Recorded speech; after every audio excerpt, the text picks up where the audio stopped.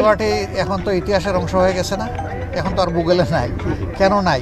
তারা তাদের দায়িত্ব পালনে ব্যর্থ হয়েছিলেন, এই জন্য আজকে নাই। এখন তারা শুধু বুথের জগৎ থেকে যান নাই, জনগণের মন থেকে উঠে গেছেন। উনি আসতেছেন, একটা ইলেকশন গিয়েছে, ইলেকশনের একটা ফলাফল সামনে এসেছে, ওনাকে আসতে চেয়েছেন, আমি ওয়েলকাম করেছি। এটা রাজনৈতিক শিষ্টাচার বা সৌজন্যের ব্যাপার। দেশটা তো সংসদ থেকেই পরিচালিত হবে ইনশাআল্লাহ। তো সংসদে একটা দল সরকারি দল হিসাবে বসবে, একটা দল বিরোধী দল হিসাবে থাকবে। সমাজে এক চাকায় কোনো গাড়ি চলে না, মিনিমাম 2 চাকা লাগে। তো সরকারি দল যদি ইতিবাচকভাবে তারা কার্যক্রম করেন, আমাদের সহযোগিতা তারা পাবেন ইনশাআল্লাহ। কিন্তু জনস্বার্থ যদি বিঘ্নিত হয়, তাহলে তো আমরা জনগণের পক্ষেই আমরা অবস্থান নেব, এবং আমাদের অবস্থান হবে একদম ক্লিয়ার কাট।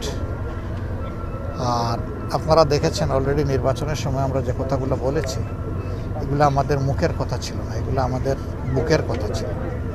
3 শর্ত আমরা চাইব যে এটা সবাই মানব। নাম্বার 1, এই সোসাইটি আগাগোড়া দুর্নীতিগ্রস্ত, দুর্নীতি থেকে বের হয়ে আসতে হবে। 2 নম্বর হচ্ছে বিচার বিভাগ, বিচার বলতে কিছুই নেই আমাদের দেশে। দেখেন না, এতগুলো ঋণ লাভ কেমনি চান্স পায়? এদের হাতে দেশ কীভাবে নিরাপদ হবে? হবে না তো। কারণ এরা তো সবসময় নিজের স্বার্থ দেখে। এই জায়গাটায় এমন মানুষ যাওয়া দরকার যারা নিজের স্বার্থ দেখবে না, 18 কোটি মানুষের স্বার্থ দেখবে। সেই 18 কোটি মানুষের স্বার্থ দেখলে কেউ ঋণখেলাপি হয় না, ঋণখেলাপি হইলে কেউ আবার নেতা হইতে চায় না। লজ্জিত হচ্ছে যে জনগণের টাকা আমার পকেটে ঢুকে আছে, আমি দিতে পারছি না। তো আমরা স্বাধীন বিচার বিভাগ চাই, এবং কারো উপর সামান্য কোনো অবিচার হলেই আমরা কিন্তু প্রতিবাদ করব। এমনকি সরকারি দলের কারো উপরও যদি আমরা দেখি অবিচার হচ্ছে, তাও প্রতিবাদ করব। অবিচার আমরা মেনে নেব না কোনো অবস্থায়। আর তৃতীয়টা হচ্ছে, সংস্কারের যে প্রস্তাবের উপরে গণভোট হয়েছে, এটা পুরাটাই মানতে হবে। এর কোনো খণ্ডিত অংশ আমরা বাস্তবায়ন দেখতে চাই। কিন্তু তারেক সাহেব আমার সাথে কি আলাপ করবেন, এটা তো উনার মনের ব্যাপার, আমি তো উনার মনের ব্যাপার বলতে পারবো না।